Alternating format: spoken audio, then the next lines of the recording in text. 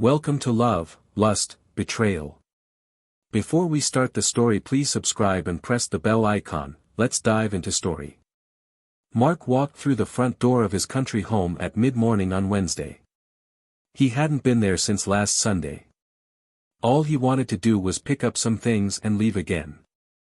He expected his wife Lisa to be off to work.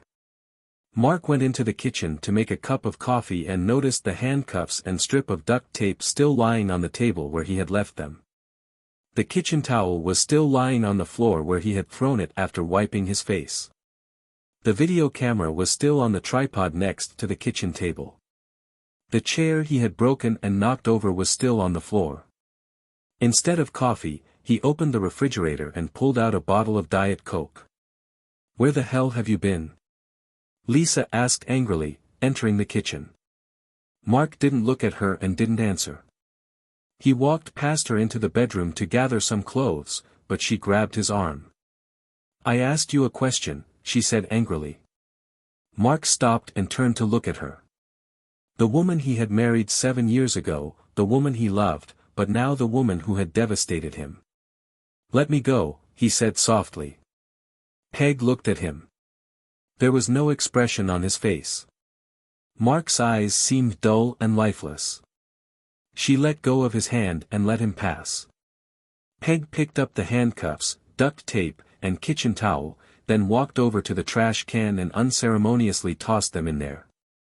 She walked over to the tripod and unscrewed the mounting bracket, placing the camcorder on the table, then folded the tripod and placed it next to her. Lisa headed for the bedroom. Mark had a large open suitcase on the bed and was packing. "What are you doing, Mark?" "I'm packing," he answered and continued. "Another business trip?" she asked sneeringly. "No." "Then where are you headed?" Mark stopped and looked at her. The expression on his face was still blank. "What does it matter? You're my husband, I have a right to know." "Peg, you gave up that right last Sunday afternoon." Mark added a few more items and closed the bag. He picked it up and carried it into the living room, set it by the door, and then headed for the study. Lisa followed him. He put some papers from the desk into his briefcase and closed it, then packed the laptop and power cord into the computer bag. Mark walked over to the kitchen table and picked up the video camera. He opened it, finding the SD card still in place. "Is this what you recorded on Sunday?" Lisa smiled. "A souvenir of your payback." "That's very thoughtful, thank you." Mark still remained impassive. "Mark, damn it, talk to me," she shouted. Mark looked at her, his face flashed. "What have you done to me?" "Why are you leaving?" she asked. "Peg, sit at the table with me." Mark opened his computer bag and placed the laptop on the table, then sat down in front of it. He gestured for Lisa to sit next to him. Once she was seated, he inserted the SD card into the slot. "Let's have a look at this, then we'll have a conversation." Mark started the tape. The video showed a chair pushed away from the kitchen table on the right and an empty kitchen table on the left. "Welcome home, baby. Come on into the kitchen. I have a surprise I promised you on the phone." Mark appeared on the stage, smiling. Lisa walked up to him, dressed in a short, thin robe. Her hair and makeup were immaculate, and her feet were barefoot. She held the handcuffs in her hands and smiled. "Sit down in the chair." Mark sat smiling at her. Lisa went behind the chair and squatted down to cuff him. Her robe fell open, hiding nothing underneath. She slid one wrist into the cuff, looped the chain through the back of the chair, then secured the other wrist. Lisa stepped out of the frame, then returned a moment later and covered his mouth with a strip of duct tape. His smile was visible even with the duct tape on. She stood in front of him and dropped her robe to the floor. Mark's eyes widened with delight at the sight before him. "Are you ready for your surprise?" she asked, smiling. Mark nodded. "We're ready here," she called out. A moment later, footsteps were heard approaching them. Mark turned his head at the sound. A man dressed in Mark's robe entered the room. Mark's smile was replaced by an expression of shock on his face. "Honey, you remember Joey from my work, don't you?" Lisa walked over to Joey and untied the belt on the robe, then pulled it off his shoulders and tossed it into Mark's lap. Joey was naked under the robe. Mark stopped the video and looked at Lisa. "Why? You know exactly why." "Lisa, I don't know what the fuck you're talking about." Mark still remained impassive. "Before we got married, I told you I'd do it." Mark was puzzled. "Your words didn't make any sense. What did it all mean?" "Before we got married, I told you that if you ever cheated on me, I would sleep with you in revenge and do it right in front of you. You remember that, don't you? Is that what this is all about? This is your payback." "I promised and I delivered," she said as if nothing had happened. "You think I cheated on you?" "I know you cheated on me, asshole." "Okay, I'll ask. Lisa, when did I ever cheat on you? Don't try that shit on me. You know exactly when, where, and with whom." Mark pulled out the SD card and put it in his bag. He closed the laptop and slipped it into his bag, then zipped it up. He turned to face Lisa. "Either tell me what the hell you're talking about or I'm leaving right now." Mark was upset. "Okay, don't act innocent. While you were on this so-called business trip last week, I got a call from Jerry's wife, Jill. She told me that you and Jerry spent the week in bed with a couple of whores." "Jill told you that?" "She did." "What proof did she give you?" "Cut the poor victim crap, Mark. You know what you did. So you retaliated by sleeping with me in front of me based on a phone call? From someone I trust?" "Yeah, I did it. Based on her word alone, no actual proof.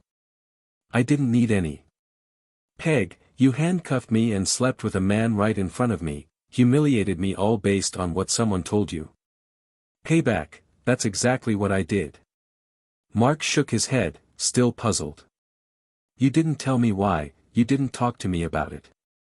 You decided I was guilty and deserved to be punished, and then you carried it out without any evidence at all."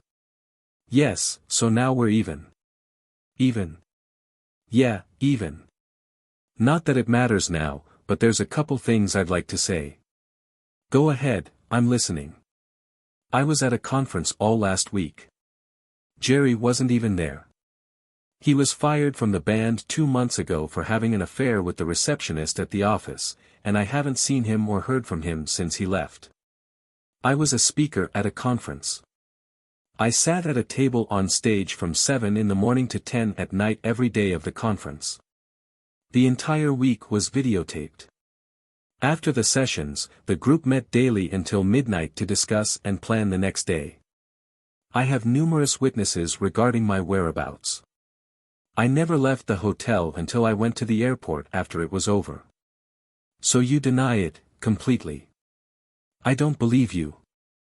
Obviously, I have proof of where I was and what I was doing the whole time, and you really have a phone call from someone who wasn't even there as proof. Sounds like a pretty lousy case to me, but I believe her. What we believe doesn't make it a fact. I believed I was married to the most wonderful, loving woman in the world. What I learned on Sunday is that I am married to a flawed, evil woman who thinks so little of me that she has both physically and emotionally humiliated me without any actual evidence of any wrongdoing." Lisa didn't respond. "I'm leaving now. You'll hear from my attorney in the next few days. I'm not going to divorce you.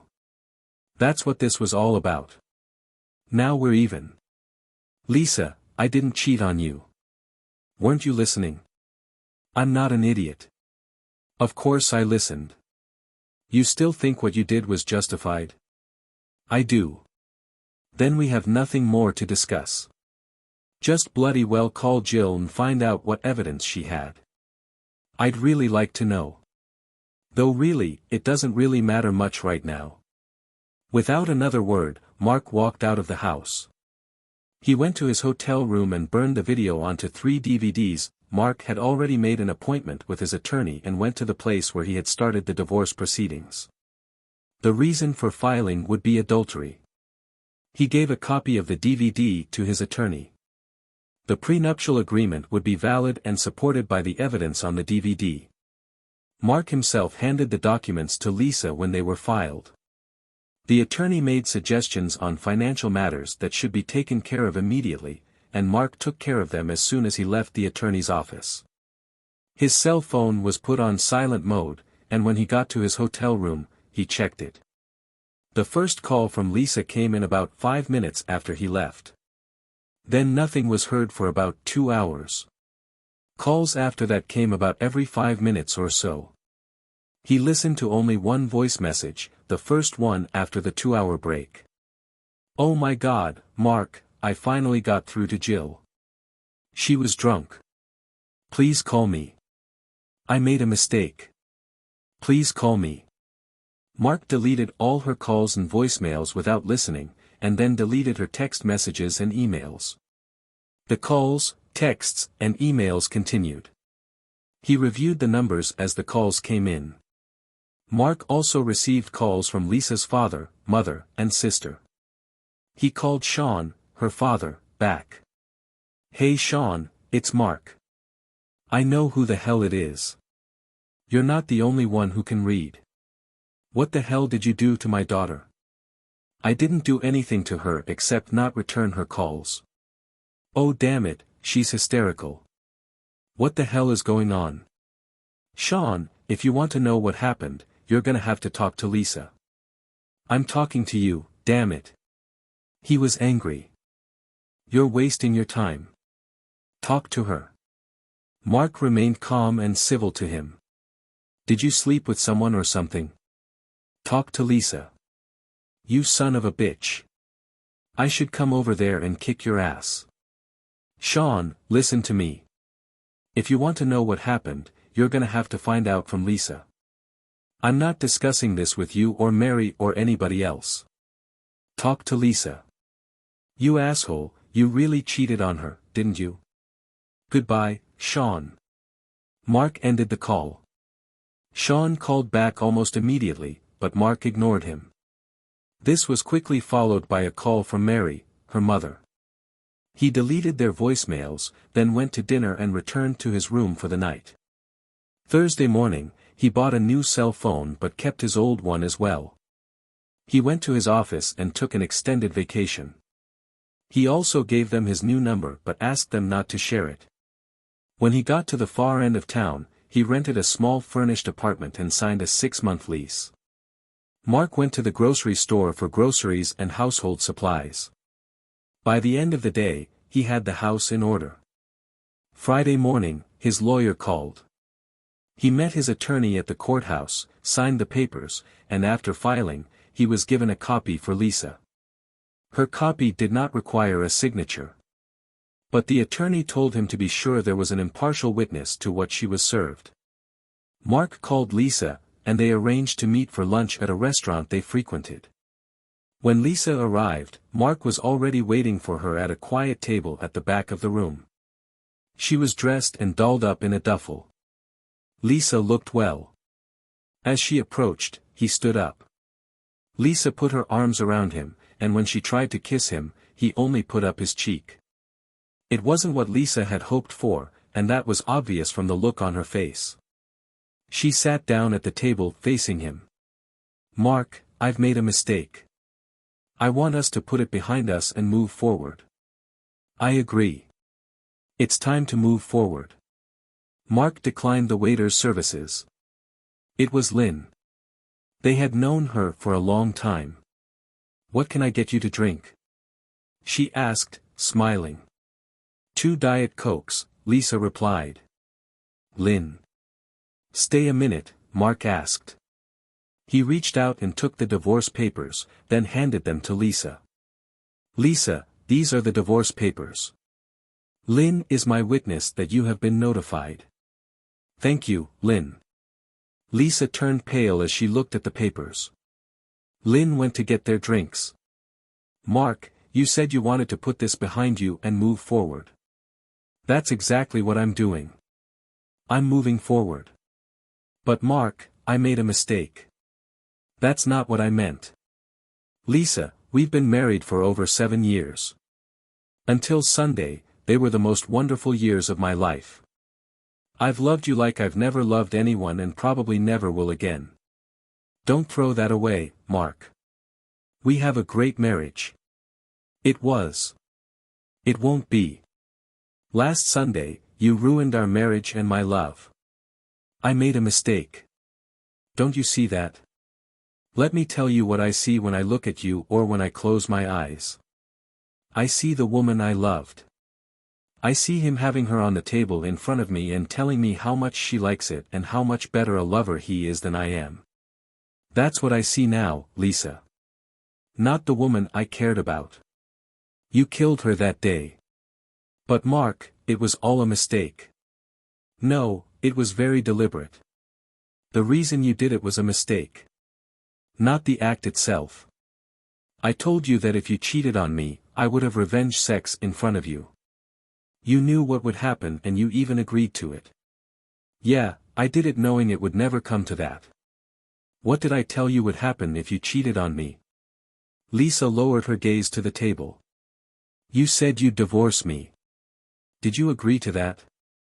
Yes, but I didn't cheat on you. Mark held out a DVD to her. This is for you. It's a copy of your not cheating thing with Joey. Mark, it wasn't cheating. It was revenge.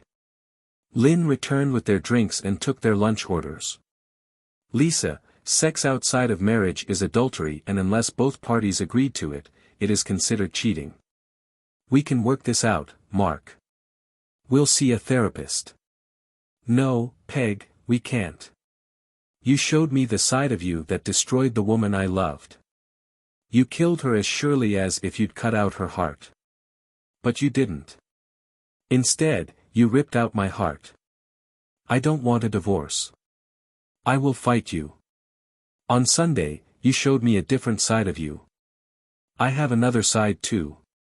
You don't want to see it. What other side? The side where I become as vicious, indifferent, and evil as you were on Sunday. I will not use a mistake as an excuse. I will take full responsibility for what I do. That's not who you are and you know it. That's funny. I was thinking the same thing about you. Damn it, Mark. This was a mistake. No, it was a deliberate act of revenge. What did you tell your parents? I told them we had a falling out and that we'd work it out. A fight about what? Lisa looked down at the table and said nothing. About what, Lisa? I told them you were having an affair. You never told them the truth. No. Why not? They wouldn't understand. Understand what? They wouldn't realize it was a mistake. Maybe I'm finally getting it. Mark, I know what I did to you was wrong. I based it more on judgment than fact. I know I hurt you deeply, but we can get past this. We can rebuild our marriage. We can put this behind us. Okay, we'll put this marriage behind us. The woman I loved no longer exists. I will fight you every step of the way. I'm saving our marriage. There's nothing to save. It's over. Don't make me reveal my other side. You won't like it. You're bluffing. Don't push it, Lisa. Get a lawyer. Ask them to review the petition. Ask them to contact my lawyer if you have any questions. You'll be single and you can have as much Joey as you want in 90 days. This has nothing to do with Joey. I'm sorry, that was rude of me. I apologize. I'm not leaving you. Peg, you already have. The settlement is fair. Accept it and move on. No way in hell. Lynn brought them food. Mark handed her his credit card. She walked away and returned a moment later with a check for his signature. Mark signed it, then stood up. He still hadn't touched his food. Enjoy your meal, Lisa. I lost my appetite last Sunday when you spit on me. Mark left and went to his house. On Tuesday, Lisa met with her lawyer for the first time. She was a tough nut to crack who was recommended by a friend. "Have a seat, Mrs. Givens. I'm Ronnie Savage. What can I do for you?" "My husband's trying to divorce me." "Has he served you with papers?" she asked. "Last Friday. May I see the papers?" Lisa held out the papers to her. Ronnie looked at the first page. "He's citing adultery, is that true?" "No, it was a misunderstanding." "You had sex with someone other than your husband?" "Yes, but it was a mistake." "Did your husband consent to you having sex with another person?" "Not specifically with this person, but he agreed to me having sex in retaliation if he cheated on me." "So your husband cheated on you and you had revenge sex?" "Well, yes and no." "Mrs. Givens, could you please clarify that for me?" "I did have revenge sex, but then I found out he wasn't cheating on me." "Your husband wasn't cheating, but you still had revenge sex." "I did, Mrs. Givens. It's called adultery." "But I thought he was cheating." "What proof did you have?" "A friend told me he did it." "But apparently your friend was wrong." "Yes, finally someone who sees that it was a mistake." "Mrs. Givens, based on what you've told me, I'm dating a woman who had revenge sex with her husband based on hearsay evidence. Does he have proof that you had sex with another man?" "Yes, I handcuffed him to a chair and made him watch." "Then it's his word against yours." "Is there any real evidence?" "I videotaped the whole thing." "Do you have a copy of that video?" Lisa held out the DVD that Mark had given her on Friday. "Can I watch it?" Lisa nodded. Ronnie put the DVD into the player, and after watching only a few minutes, she stopped it. "I'll need to watch the whole thing, but I can do that later. Let me familiarize myself with the petition first." She began to read it. After a few minutes, after flipping through a few pages, Ronnie looked up. "I see that you signed a prenuptial agreement, and at first glance, he seems pretty solid when it comes to adultery. If he changes the wording of the complaint to irreconcilable differences, we can avoid that part. I suspect that will be a difficult task. Even with the prenup, he is offering you considerably more than the law requires. Without a prenup, you will likely be able to get a significantly larger cash payment. I don't want a cash payout, nor do I want a divorce. I want my husband back." "You told him that?" "Yeah, he didn't even think about it. Contested divorces can be very expensive for everyone involved. If we get counseling, it can't hurt." "Then let's do it. We can seek counseling and let him know that if he refuses, we'll fight for everything." "Okay.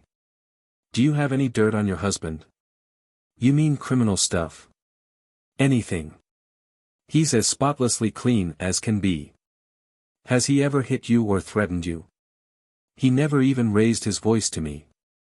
"I'll sort through the paperwork very carefully, watch the video, and get back to you in a day or two." "Does he have a copy of that DVD?" Lisa nodded. It was Wednesday when Ronnie called her. "Mrs. Givens, he has a pretty solid case.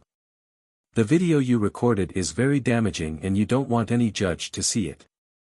Let's start with what we've been discussing. We're going to offer 6 weeks of family counseling. Whatever it takes, I want my husband back." 2 days later, Mark's lawyer called him and asked him to come in. He went to the office that afternoon. "Mark, they've requested 6 weeks of couples counseling. What if I say no? They'll do everything they can to fight us. I'm against it. What do you think?" "She hired Ronnie Savage. She's one of the best." "Better than you?" "I'm the very best." "You ready to fight?" "Teeth and nails if I have to." "Then let's just say no and see what happens. Keep me posted." That night, Mark called Lisa. "Lisa, I've given up counseling. I told you that if you argue with me about it, you'll see another side of me that you won't like. Why are you acting like this? Just stop this crazy divorce and come home." "Peg, that's not going to happen. This is your last chance to get off easy. I won't call you anymore. I'm fighting you, Mark. I don't want a divorce. Have it your way. Mark ended the call. The following Monday, Lisa filed a countersuit. The grounds were irreconcilable differences. She asked for everything. 2 days later, the local school board and the school where Lisa worked were served with documents alleging relationship violations between their two married teachers, Lisa Givens and Joseph Carr. Attached to the package were graphic photos of the two having sex. An emergency closed-door school board meeting was called, and both were fired that same day. That same day, Joey's wife received a DVD in the mail with the names and phone numbers of those in the video. She called Mark after watching the video. "Hi, this is Mark Givens. This is Tammy Carr, Joey's wife. Did you send me that DVD?" "Yes, ma'am. I'm sorry, but I thought you had a right to know." "When was this made?" "A week ago, Sunday at my house." "Is that you sitting in the chair?" "Yes." "And the video's real?" "Totally. It's not edited." "Is this woman your wife?" "For the moment, I filed for divorce. That's all I needed to know. I'm sorry to bother you." Tammy hung up. Tammy's next call was to a divorce attorney. The next day, Joey called Lisa and reprimanded her for exposing him with her act of revenge and costing him his job and possibly his marriage. Even after losing her job and Joey's call, Lisa didn't give up. When another week passed and no word from Mark from his lawyer, Mark took his next step. Lisa's parents and sister received a copy of the DVD in the mail. After a very brief introduction to the video, they began asking Lisa questions and reprimanding her. Mark's old cell phone rang. He answered her sister's call. "How could you, Mark? Lisa loves you. Mandy, she has a strange way of showing it. It was revenge sex, for God's sake. So she still hasn't told you the truth." "What the hell is the truth?" "Mandy, I wasn't having an affair. She got a call from a friend who said I did. She took it as truth and without any proof. This was her revenge." "Mark, Lisa's not that stupid." "Well, ask her yourself. Let her know that if she lets the divorce go through and stops fighting it, that's the end of it. If she keeps going, that's just the beginning. Can't you deal with this? Have you watched the DVD? Just the beginning, that's all I could digest. Observe all of this and then ask yourself if your husband is willing to try to reconcile. Would you do that?" "I will, but I still think you should at least try to work it out. Mandy, you've known me since we were kids. You know I'm not a bad guy. Watch the DVD." "Okay, I will." Mandy hung up the phone. About an hour later, she called back. "Oh, Mark, I'm so sorry. I understand now, but I still need to talk to Lisa. Let her know that if she stops fighting the divorce, this will be the end of it. If she fights me, it's only gonna get worse. I'll tell her." Mandy went to see Lisa in person and after getting confirmation that Mark was telling the truth, relayed his warning. Lisa was adamant in her refusal. Mandy then went and told her parents about what Lisa had done and how Mark insisted that she drop the countersuit. Lisa's parents visited her that night and got copies of both documents. Sean had a family friend who was the attorney who reviewed the documents and the prenup. His recommendation was that Lisa do exactly what Mark said and quietly take the matter to divorce court. Lisa still refused to relent. After another week without a word from his attorney, Mark took the next step. Lisa taught Sunday school at the same church her parents attended. Every member of the women's auxiliary and the ministers of the church received a flyer in the mail that had pictures of Lisa having sex with a man who was not her husband. The caption read, "Should this woman be teaching your children?" On Sunday, Lisa's parents were treated more like lepers than parishioners. After the service, the pastor took them aside for a private conversation and explained why. He also gave them a letter for Lisa, informing them that her services would no longer be needed or even welcomed. A copy of the flyer was enclosed. When they gave it to Lisa, she cried but still refused to drop her counterclaim. Lisa told her lawyer what Mark had done. Telling and showing her family was not a crime. This was clearly evident in the DVD where Lisa told Mark that she made the tape for him. Since it was his property, he could share it with any adult he wanted to.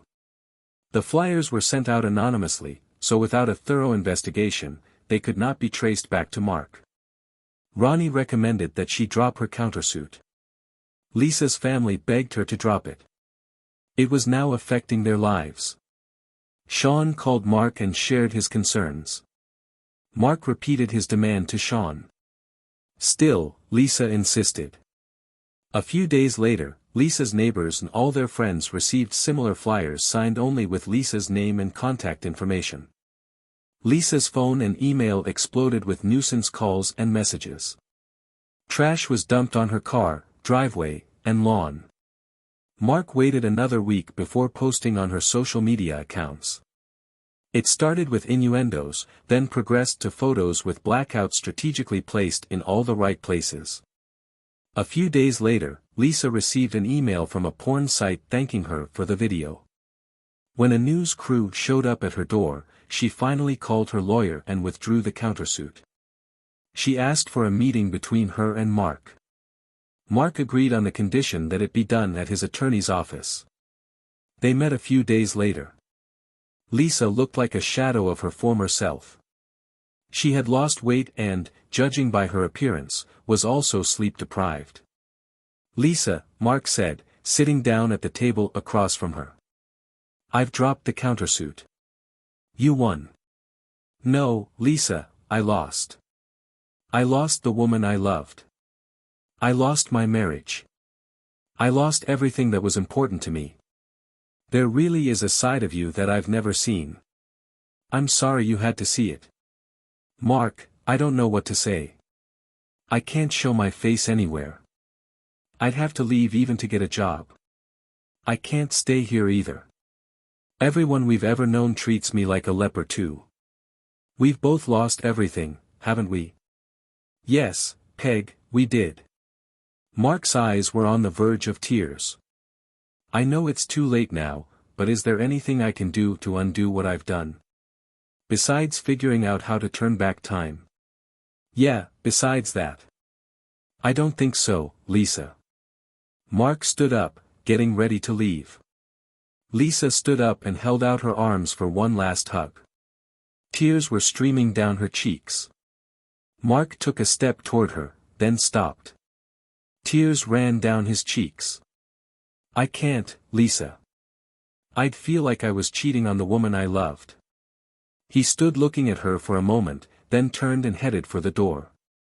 When his hand touched the doorknob, he turned to her again. "There was one thing that might help." "What, Mark?" "Just once you could say, 'I'm sorry,' just once." Mark walked out of the office and out of her life.